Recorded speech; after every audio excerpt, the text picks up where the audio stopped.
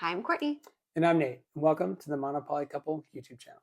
Monthly update. Yes. I don't know what episode 4, maybe? Yeah, maybe. This is one of our favorite ones we do every month, honestly. So Yes. So how was our month? we were briefly talking about this for 10 seconds before we started. We didn't even really remember how it was. Oh my gosh, I'm so tired. We did what we did one date, which is below our monthly goal of 2 dates, all of 2 dates. We did go to a really nice dinner. Oh my gosh, it was such a good dinner. Yes. And okay, well, we should share some of the highlights from that. Okay. Yeah, because it was a very, not intense, but. I was going to say intense. Oh, you were? Okay. Okay, tell me your thoughts on the dinner. No, go ahead. You describe it first, and I'll say how I was feeling. So.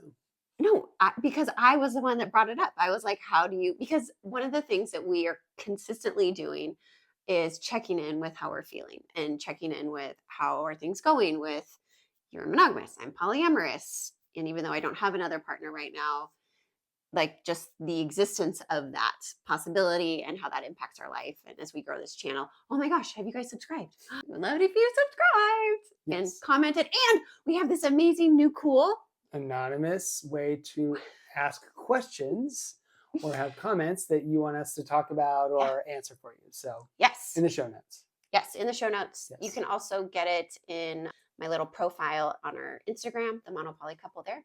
So we check in at dinner on our dates. How are you doing? How are you feeling? Are things going whatever? And so I did that with you. I was like, things kind of feel a little off with me personally. I feel kind of off. And what did you say? No, go ahead. No, you say it. Tell the story. No, you basically were like, I'm tired of you not being your most authentic self. I'm tired of you not living more boldly and getting after it and putting yourself out there and taking chances. Yeah. So she kept saying, well, I don't want to hurt you and the family by spending time away from you, or she has her book launch coming up in February, or going on dates or doing other things. And I was like, what are you talking about? We're in the best position we've been in years, and you've got the most support you could want, and you're still not getting after it. And I didn't understand why. I don't understand why. Because I was scared.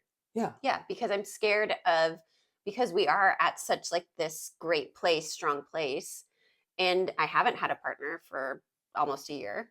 And so to me, my mind is like, oh, is it because we haven't had a partner? That's why we're so strong? Because there's not that. And even though my last partner was great, you liked him and you were sad that it didn't work out. And you were sad when I connected with him again in June via text only, when I say connecting, that he didn't want to pursue things with me again. Yes. And I know that intellectually, but sometimes I'm so used to shrinking myself that it is a reflex habit. Yeah, I think also that some of it comes from your childhood, where there was a cost to happiness. Happiness is associated with a cost. Fun was associated with the cost. And so I think many of us grew up this way, your parent works really hard, you better have fun at this thing. And if you don't, you're not utilizing your time well, so there's a cost to having fun instead of just going and experiencing life and enjoying something with no sort of undertones of financial obligation, or you have to get something out of it, or there's a life lesson to be learned. Oh, I always love a life lesson. So I was just like, what are you doing? Just go have fun, enjoy life, be present, experience it, be your authentic self. And so I was frustrated that Courtney lately hasn't seemed to be doing that. So no, I haven't. So I really sat with that and was like, yeah, no, he is right. And he didn't say it in the nicest way. He was kind of, I have a thought on that. Okay, go ahead. Tell me. My thought is, I've been telling this to you for probably 6 weeks or more, at least once a week-ish. Yeah. And it feels like I'm not being heard, I would say. So yes, I think I got frustrated because it's saying the same thing over and over again and expecting a different result. Only I was the one that felt like an idiot saying it over and over again and not being listened to, I think. So yes, and hearing him say it differently, that really, I sat with that and had to come to peace with myself. And so I was like, okay, I'm going to get after it. And the universe rewarded me. Yes. So And this, let me just say, this is how far we have come. So it like 3+ years ago when we first started, Nate was like, the idea of me springing a date on him at the last minute, and by last minute, I mean within like 2 hours, Like 24 hours. like there's no way. Like he's like, I need at least 24 hours to like process it, and then you can't bug me about it. Like I'm just sit with it. Like it was a really okay. Yep, I understand that. And so I couldn't do spontaneous things. I couldn't do last minute connections. And so fast forward now, and I'm like, I match with this guy, and he's like, I'm moving to this other country, and I was like, Like oh tomorrow. yeah, like tomorrow. And now he's like, but I really want to meet you. Like, I just want to have a drink with you. Like, let's meet. And I was like, okay. And I felt so empowered by our conversation. I didn't even like check in with you. I wasn't like, hey, is it okay? Because we usually talk about our schedules the night before in bed. And so I knew what we had, what the kids had. And so I was like, oh, it doesn't interfere with anything. Yes. And so then I waited a few hours because I was honestly afraid this guy was going to cancel. Because I was like, he had to take a train from one city that's an hour away to a city that's kind of near us. That's like the major hub. And I was like, he's totally like, he's moving internationally tomorrow. Like he is not going to want to like meet me. And I like texted him 2 hours before and was like, hey, do you still want to meet? And he was like, yeah, of course. And so then I was like, okay, now I need to confirm it with Nate. And so Nate was like, have a great time. I was like, okay. And so we did. And like, I didn't know what to expect. I picked him up at the train station. We went to like this dive bar in the city that was there. And we had the best conversation and talked. And I texted with Nate a little bit and said, oh my gosh, this guy's so great. And the thing that lit me up so much was we follow each other on social media, and he had seen videos of us together. And he was like, he's like, I hope one day I get to meet your husband.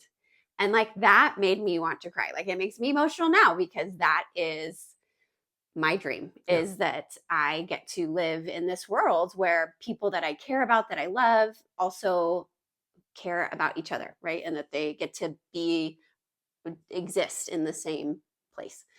And so I texted Nate that when he went to the bathroom because that made me really happy. And then I said, hey, is it okay if I'm home by this time? And Nate's like, yep, have a great time. He texted me when he was going to bed. And I went to bed. So yeah. And then I got home at like 10 and which is late for me in case you want. Yes. And that was it. And it was so like, it just filled my cup so much. Like it was really great. So I am trying to get after it, put myself out there more.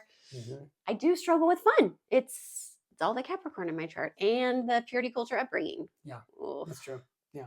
Goals for the next month? Well, you're not going to be around for like half of it. No, I'm going to be gone for like half the month on a work trip. So yes. Yeah.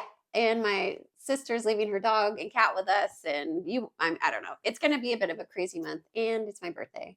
Yeah, this month. Yeah. And Christmas. And Christmas. And New Year's, of course, comes around. And kids are off school. And so. One date. I'm hoping for one date. Shooting for one date. All right. So we got one date. That's our goal.